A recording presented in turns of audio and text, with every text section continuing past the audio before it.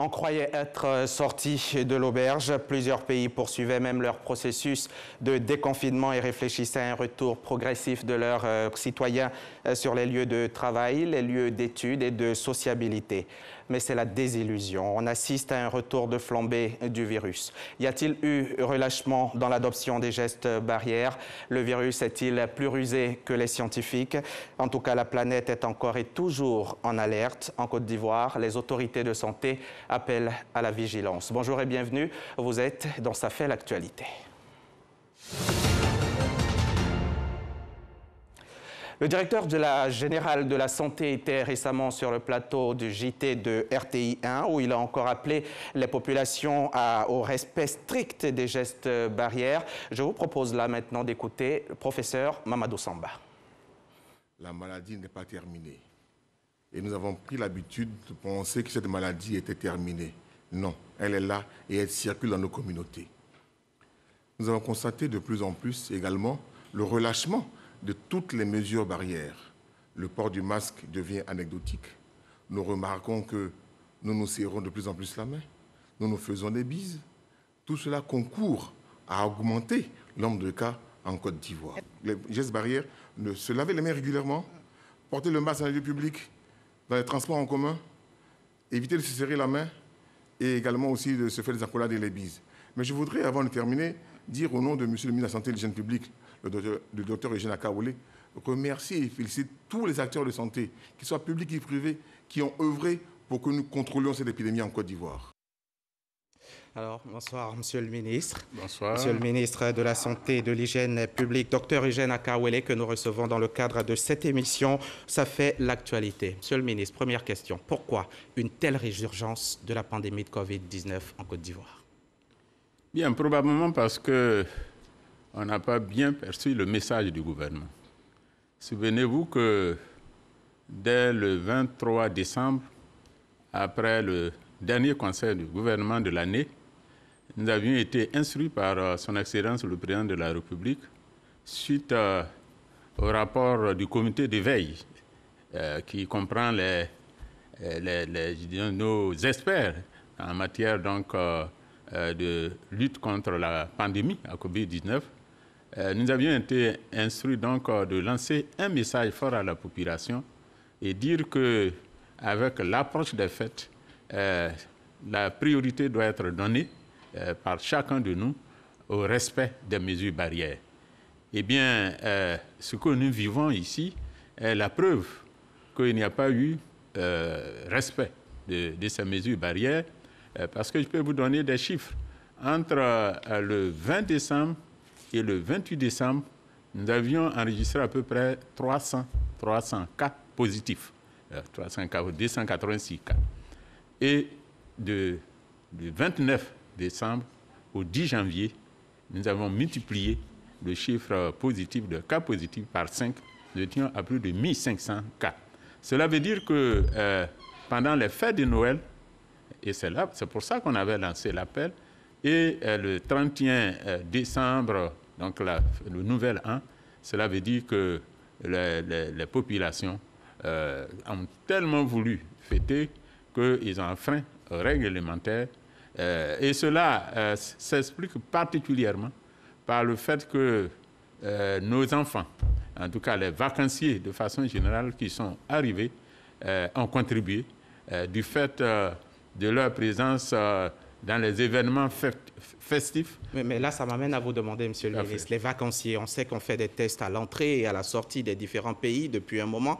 Comment des vacanciers peuvent nous ramener la maladie? Permettez-moi de répéter ce que le directeur général de la Santé a dit tout à l'heure. Depuis que le virus de la COVID-19 est entré en Côte d'Ivoire, le 11 mars, nous n'avons pas encore réussi à nous débarrasser totalement. Le virus est donc toujours là et tout contact avec un membre de la population qui est porteur de ce virus, il y a même des asymptomatiques. Naturellement, la transmission se fait et c'est ce qui est arrivé. Chaque fois qu'il y a un regroupement qui ne respecte pas la distanciation physique, chaque fois qu'il y a un regroupement où les personnes ne portent pas le masque, qui est quand même l'élément qui sauve dans cette affaire, où les gens ne se lavent pas les mains naturellement. Ce n'est donc pas que les vacanciers sont rentrés avec la maladie, mais ils l'ont... Pas forcément. S'il y en a eu, ça doit être une exception. Parce que notre système quand même de surveillance à l'aéroport a correctement fait son travail. Ceux qui sont rentrés étaient la quasi-totalité. J'ai dit la quasi-totalité parce que la perception n'est pas... La perfection n'est pas de ce monde. Était porteur de certificats négatifs.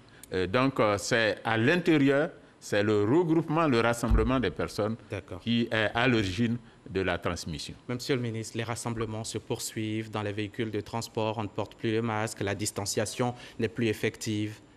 Mais nous sommes là justement pour continuer la sensibilisation, pour dire que avec l'augmentation importante des cas positifs qu'on observe, vous avez vu qu'il y a 3 jours, nous étions à 17,6% d'augmentation, que hier même, nous étions à 9,6% d'augmentation, c'est plutôt hier.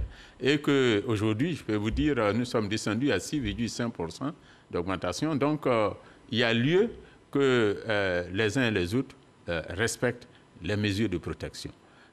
Vous avez vu que déjà pour les transports, on a commencé à demander aux passagers, aux usagers de mettre le masque de protection. Le masque qui n'est pas le seul élément qu'il faut. Il faut peut-être et le masque et la distanciation, monsieur le ministre. Tout à fait. Il faut la distanciation. Je crois que les 2 éléments se complètent. Oui. Se complètent. Mais il est certain que si on porte le masque, on a beaucoup de chances d'éviter la maladie. Voilà, est-ce que vous-même, les autorités de santé ou les autorités tout court, est-ce qu'il n'y aurait pas eu relâchement un peu à votre niveau aussi? Parce que le virus nous a peut-être tous endormis finalement, les populations et les autorités y compris. Non, il n'y a pas... En fait, ce qu'il faut dire, nous avons été un peu victimes de notre performance. La population ayant observé que grâce aux mesures vigoureuses mises en place par le gouvernement, grâce aux importants investissements qui ont été faits par le gouvernement, qui ont fait que à partir de septembre, du mois de septembre, nous sommes tombés pratiquement, de septembre jusqu'à décembre, nous sommes tombés pratiquement autour de 1 à 2% de cas positifs par jour, c'est-à-dire nettement en dessous de 5%, qui nous faisait dire donc que la pandémie était sous contrôle. Je crois que cette période a fait qu'il y a eu effectivement de la négligence de part et d'autre. Et puis il y a eu certainement une baisse de prélèvement des échantillons aussi. Non, mais vous savez, aujourd'hui, en fait, les gens connaissent la maladie. Bon, je voudrais rappeler ici que nous avons plus de 14 000 agents de santé communautaires qui sont formés justement pour être dans les ménages, pour leur expliquer. Et il nous revient qu'aujourd'hui, les Ivoiriens connaissent les symptômes de la maladie. Avant, quand on avait un peu de fièvre, on pensait plus au paludisme qu'à une pandémie. Maintenant, lorsque vous avez la fièvre, que s'ajoute la perte de l'odorat, on pense immédiatement à la COVID-19. Donc, pendant les périodes où on avait moins de cas positifs, c'est vrai que les gens ne fréquentaient pas trop les sites de prélèvement, mais depuis, ça a repris. Vous savez, tout est en rapport avec, disons, l'évolution de la pandémie. De la maladie. C'est vrai, la sensibilisation, et malheureusement, la résurgence est effective. Est-ce qu'il pourrait arriver à un moment donné, au bout d'un moment en tout cas, que le gouvernement tape du poing sur la table et passe à la phase de répression? Bon, vous parlez de résurgence, je parlais plutôt d'une tendance qui fait qu'on a aujourd'hui atteint un pic épidémique, qui est en lien avec, je vous l'ai dit, avec les vacanciers, l'arrivée des vacanciers, qui est en lien avec le non-respect des mesures de protection, alors même que le gouvernement avait tiré la sonnette d'alarme, je vous le dis, dès le 23 décembre dernier. Donc c'est un pic que nous observons. Vous avez vu que nous sommes passés, tout à l'heure je vous l'ai dit, nous sommes passés de 1 à 2%. De 20 à 6%. Aujourd'hui, on aura 6,5%. Je pense que d'après les analyses que nous faisons au quotidien, particulièrement dans le cadre du comité de veille sanitaire, mais nous ne sommes que dans une démarche d'hypothèse, parce qu'avec cette pandémie, il faut faire très attention, mais nous pensons que ça devrait baisser au fur et à mesure et qu'il n'y aura pas lieu d'imposer des mesures strictes. Mais tout dépend du comportement de nos compatriotes. Là, je ne parlais même pas encore des mesures strictes. Je pensais à la phase de répression. Quiconque ne respecterait pas volontairement les mesures que vous aurez mises en place, serait-il susceptible d'être sanctionné? Des propositions seront faites d'ores et déjà. Nous avons prévu au sein du conseil, non plutôt au sein du comité de veille, oui. Nous avons déjà listé un certain nombre de mesures, mais permettez que nous avancions avec prudence. Ces mesures seront transmises au gouvernement et particulièrement au Conseil national de sécurité qui a pouvoir de décision en la matière, après validation. Monsieur le ministre, la maladie à coronavirus est-elle sous contrôle ici en Côte d'Ivoire? Je peux dire oui. La maladie est sous contrôle, mais il faut, là aussi, comme je le dis, il faut le dire sans être trop affirmatif. Vous savez, observez un peu ce qui se passe dans des pays scientifiquement plus avancés que la Côte d'Ivoire. Avec la pandémie, on va de surprise en surprise. Mais ce qui est sûr, c'est qu'aujourd'hui, c'est pour ça que je disais qu'on ne peut pas parler, s'agissant de la Côte d'Ivoire encore, de vagues, parce que nous ne sommes pas débordés. Il y a aujourd'hui à peu près, ce sont les cliniques qui sont par contre pleines. Nous avons à peu près 25 cas dans les cliniques, donc on peut dire que là, il y a un problème. Mais en ce qui concerne les établissements publics, nous ne sommes qu'à 39 hospitalisés. Alors, il y a encore suffisamment de places. Vous avez le service des maladies infectieuses et tropicales de Treichville, vous avez Cocody, vous avez Yopougon, vous avez également William-Suville avec Ashma, etc. Nous avons à l'intérieur, nous avons des services également de prise en charge de ces malades, aussi bien à Boaké, à Korogo, à Man, en tout cas, dans au moins 11 localités. Et de façon générale, ces localités, à ce jour, n'ont pas de malades hospitalisés. Donc, on ne peut pas dire qu'il y a péril en la demeure. Qu'il y a péril en la demeure. Mais, monsieur le ministre, on était à 1 à 2%, 1 à 3%. Le taux de positivité en Côte d'Ivoire. Aujourd'hui, on est passé de 5 à 6%. Vous venez de le dire, on aura 6% même aujourd'hui. Le seuil, on a dépassé le seuil des 5% qui permet de dire qu'on est sous contrôle ou pas. Est-ce que ce n'est pas quand même à regarder? Oui, mais les raisons sont là. Je dis, les raisons sont connues et je voudrais les rappeler. Je dis, ce sont les événements fictifs. Les événements fictifs de fin d'année qui nous ont entraînés dans cette situation. Et je vous ai dit que du 29 décembre au 10 janvier, du 29 décembre au 10 janvier, nous avons multiplié par 5 le nombre de cas positifs. Voyez-vous. Mais maintenant, je crois que les grandes fêtes sont passées. Et donc, ça va redescendre. Nous pensons ça va redescendre. Et je vous dis qu'aujourd'hui, par exemple, nous sommes à 6,5%. Donc, nous sommes dans une pente descendante. Quels sont les clusters ici en Côte d'Ivoire? Les zones à fort taux de contamination? Oui, si vous voulez, nous passons maintenant dans les communautés. Ça a commencé d'abord, les contaminations ont eu lieu, je vous ai dit, du fait de regroupement, mais après on se retrouve souvent dans les ménages, dans les communautés, du fait qu'un enfant est positif. Vous savez que généralement, ce sont des cas, assez souvent des cas simples. Hein, nos cas, aujourd'hui, nous avons à peu près 1100 cas positifs, mais ces cas ne se retrouvent pas dans nos hôpitaux et sont en isolement donc dans les ménages.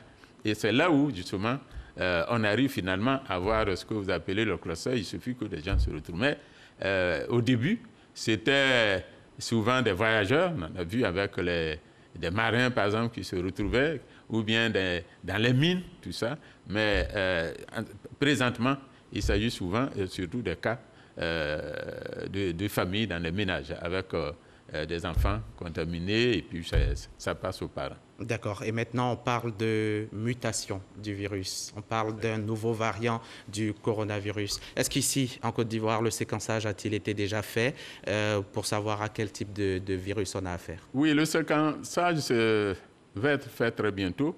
Les réactifs qui manquaient pour que l'Institut Pasteur fasse le séquençage sont partis déjà je dirais de France, pourquoi ne pas le citer. Et nous pensons que dès que ça va arriver, et on n'en a pas pour longtemps, en ce moment, le séquençage va commencer. En tout cas, avant la fin du mois, nous allons commencer. Et c'est l'Institut Pasteur qui a le séquenceur exclusif. Tout à fait. Exclusif. Tout à fait. À partir de quand le vaccin en Côte d'Ivoire? Il y a eu cette annonce qui a été faite. D'ailleurs, c'était toujours après le dernier conseil donc, des ministres, et le conseil du 23 décembre. C'est son Excellence le Président de la République lui-même qui nous a instruit de faire l'annonce avec le porte-parole du gouvernement. La date qui a été véritablement annoncée, c'est avril 2021, que véritablement la vaccination était prévue pour commencer. Mais j'ai dit avec la COVID-19, il faut souvent accélérer certaines décisions. De sorte que dans la mesure où nous avons la possibilité d'avoir des vaccins maintenant, pourquoi attendre le mois d'avril? Donc la date de démarrage à présent, c'est le 15 février 2021. Et qui est concerné par cette première tranche de dose? Naturellement, les personnes de première ligne, le corps médical, les enseignants, de même que les forces de défense et de sécurité, mais globalement, pour ces premières vaccinations, les volontaires également, ceux qui sont volontaires aussi, auront droit à ces vaccinations. Parce qu'il faut dire que le vaccin en Côte d'Ivoire, ce ne sera pas obligatoire. Le vaccin n'est pas obligatoire. À ce que nous savons, pour le moment, il n'y a pas d'obligation à se faire vacciner, mais si vous êtes voyageur à terme, je crois que les compagnies aériennes se préparent pour que cela constitue le certificat donc, de vaccination puisse être exigé certainement, mais pour le moment, ce n'est pas le cas. Parce qu'il y a aussi le problème de l'acceptabilité des populations. Il y en a beaucoup qui sont dubitatifs, qui pensent ne pas faire ce vaccin. Non, je crois qu'il faut faire un peu la balance pour savoir entre le risque que vous courez avec une pandémie qui ne pardonne pas. Nous suivons tous le nombre de décès par jour dans les pays du Nord. Je crois que on prend moins de risques à faire le vaccin qu'à ne pas le faire aujourd'hui. Surtout si on est exposé. Et vous êtes quand même d'accord, Monsieur le ministre, que le vaccin, il a quand même été trouvé un peu trop vite, non? Oui, c'est normal. Au contraire, je pense qu'il faut se féliciter de ce que les laboratoires, de ce que les pays scientifiquement avancés aient mis les moyens pour qu'on trouve le vaccin vite. Parce que c'est l'humanité qui est menacée par cette pandémie. Vous savez, quand vous avez une épidémie, une pandémie qui ne concerne qu'une partie du globe, on peut traîner avant de trouver le vaccin, avant de trouver le traitement. Mais ici, c'est toute l'humanité entière. Donc les investissements ont été rapidement faits et on sait que c'est un investissement qui va être également productif, qui n'est pas, c'est pas une perte. Vous savez, quand on voit un peu le rythme avec lequel tout le monde avance dans la vaccination. Donc, il est heureux que le monde entier, que le monde scientifique déploie tous ses efforts pour sauver l'humanité. On va prier que les scientifiques aient le même engouement pour trouver le vaccin contre le VIH qui lui aussi est planétaire. Mais quel vaccin pour la Côte d'Ivoire, Monsieur le ministre? Alors, pour la Côte d'Ivoire, conformément au mécanisme COVAX, la Côte d'Ivoire est éligible donc au vaccin, pour le moment, Pfizer. C'est le vaccin Pfizer. Qui est américain. Oui. Pfizer. Mais ce vaccin Pfizer doit être conservé dans des conditions plus délicates, puisqu'il faut le conserver à moins 70 degrés. À moins 70 degrés, donc il faut qu'il y ait une chambre froide dédiée. Ça. Mais il n'y a pas que ça en Côte d'Ivoire. Nous sommes ouverts, la Côte d'Ivoire est un pays ouvert, particulièrement dans ce domaine.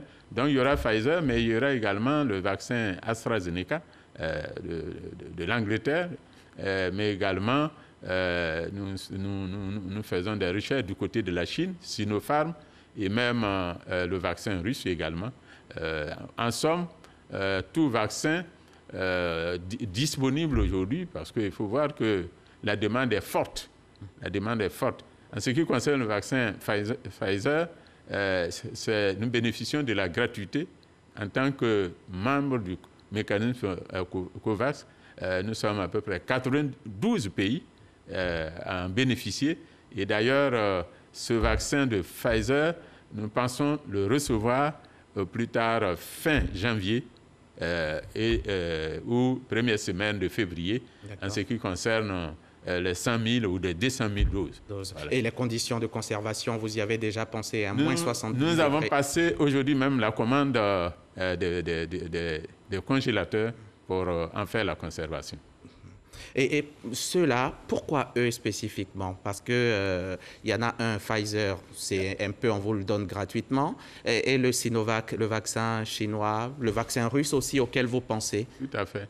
Non, c'est parce que c'est ce que le donateur a prévu au départ, Pfizer, mais il faut aussi se souvenir que ça a été le premier vaccin annoncé. Qui avait annoncé, c'est le premier vaccin dont nous connaissons l'efficacité. Il était déjà annoncé pour 94%. Mais depuis, d'ailleurs après Pfizer, vous avez également le vaccin Moderna, vous avez, donc, comme vous l'avez dit, AstraZeneca, Sinopharm, etc., etc. Et aujourd'hui, au moins 3 de ces vaccins sont utilisés ça et là. Oui. Pfizer, AstraZeneca.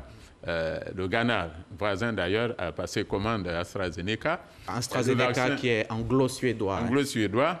Le vaccin russe est déjà utilisé en Guinée, Conakry. Oui. Voilà. Quant au vaccin chinois, Sinopharm, il est déjà utilisé au Maroc également. Donc, pour le moment, chacun fait son choix. Lui, il a un taux d'efficacité à peu près de 78 à 80%. Bon, il est efficace. Il est efficace. Mais il faut savoir que le vaccin, Monsieur le ministre, c'est 2 doses. Tout à fait. Dans une période spécifique. Tout à fait. C'est quoi cette période entre les 2 doses? Après la première dose, 21 jours après, d'accord, faire la deuxième dose. 3 semaines. Pour être vraiment protégé. Hein. Je prends un cas pratique, Monsieur le ministre. Quelqu'un qui s'est fait vacciner, première dose, avant le rappel, avant la deuxième dose, il est en contact avec le virus. C'est valable à peu près pour tous les vaccins. Si on a dit que ces 2 doses, ça a une raison. La protection n'est totale que lorsque vous aurez fait la deuxième dose. Si avant ça, il fait le virus, mais il faut qu'il se fasse traiter. D'accord. Voilà. Donc la première dose ne protège pas tout le temps. Il faut la deuxième dose. Mais au demeurant, même après la deuxième dose, même si on sait que c'est efficace, il faut faire attention. Je crois que c'est le médecin en chef de Moderna qui a dit qu'il ne faut pas considérer qu'on est protégé à 100% après la deuxième dose parce qu'on est toujours dans des situations de texte, en fait. On n'a pas suffisamment de recul pour être aussi catégorique quant à cette protection. Monsieur le ministre, les attestations de non-contamination, comment ça se passe? Quelle est la procédure? Mais la pour les procédure voyageurs? est simple. Aujourd'hui, en Côte d'Ivoire, il suffit d'un peu de bonne volonté pour avoir cette attestation, puisque nous avons totalement couvert la ville d'Abidjan en site de prélèvement. Il y a un site de prélèvement dans chaque commune. Donc, le voyageur se rend dans le site qui, lui, est le plus proche, après avoir fait le paiement en ligne. Il faut payer 50 000 francs pour le voyageur, c'est 50 000 francs. Et avant d'aller faire le texte, moyennant quoi, il lui est donc délivré sous 24 heures ou 48 heures maximum, ce texte de texte. Il y a eu beaucoup de voyageurs qui s'en plaignaient de la difficulté ou de la cherté de cette attestation. Non, ce n'est pas plus cher ici qu'ailleurs. Il y a, je dirais, qu'on tend vers une homologation de ces prix dans notre sous-région. Sous-région, vous savez, il y en a qui étaient partis à 100 000, qui ont réduit. Je crois que nous sommes dans une moyenne raisonnable avec 50 000. On parle de fausses attestations, monsieur le ministre. Vous êtes au courant? Oui, mais vous savez, ici on est au courant de tout, surtout avec les réseaux sociaux. Mais ce que j'ai pu vous dire, je crois qu'il ne faut pas jeter de l'eau sale sur le corps médical qui fait correctement son travail. Et je crois que c'est le lieu pour moi de rendre hommage au personnel médical qui a fait un travail vraiment extraordinaire dans le cadre donc de la riposte contre la pandémie à Covid-19. Nous sommes à 139 décès que nous regrettons. Nous nous inclinons devant ces morts, mais comparé à ceux qu'on observe dans d'autres pays, nous sommes reconnus pour avoir le taux de létalité le plus faible dans le monde, 0,6%. Ça, c'est le travail quand même à la base du corps médical, bien entendu, sous la haute autorité du président de la République, avec l'engagement du Premier ministre. Nous sommes même classés dans les 25 pays, parmi les 25 pays qui ont le mieux géré. Les 27 pays qui ont le mieux géré la pandémie à Covid-19, on cite la Chine, après le Vietnam et la Côte d'Ivoire, notre pays. Quelle fierté! Quelle fierté! On va terminer, monsieur le ministre, en 20 secondes. Dites-nous, qu'est-ce qui se passe déjà dans ce centre de prélèvement à Cocody-Saint-Jean? Et puis, les primes Covid, est-ce que vous avez la solution définitive? Dernière question pour terminer. Bien. Nous sommes... le ministre de la Santé est à l'écoute de toutes les informations, d'où qu'elles viennent. Et il nous est parvenu, effectivement, que... il y avait quelques mauvais comportements dans ce centre. Nous avons réagi tout simplement. Nous avons réagi en envoyant une équipe constatée. Mais je dis, cela n'enlève en rien au bon travail qui est fait par nos équipes sur les sites de prélèvement. Les primes Covid? Les primes Covid, vous savez, le gouvernement avait décidé dans son plan de riposte d'un budget de plus de 94 800 millions de francs. C'était prévu pour 3 mois, 6 mois. Nous sommes partis donc du mois de mai-juin. Nous avons largement dépassé cette période. Et le gouvernement, donc, à ce jour, a payé le maximum de primes. Et nous sommes donc en train de voir les aménagements nécessaires pour sortir cette situation. Merci. C'est moi. Merci, monsieur le ministre. Merci. Le coronavirus revient en force. Il est en train de faire des dégâts aussi importants, sinon plus importants qu'au départ de la pandémie. Mais aujourd'hui, nous sommes en train de trouver le vaccin. Ils sont trouvés, ces vaccins. C'est peut-être à la fin du cauchemar. On va espérer sortir quelque chose de positif dans cette pandémie, dans cette crise de pandémie de coronavirus, qu'on retrouve un monde un petit peu meilleur. Merci de nous avoir suivis. À bientôt sur RTI.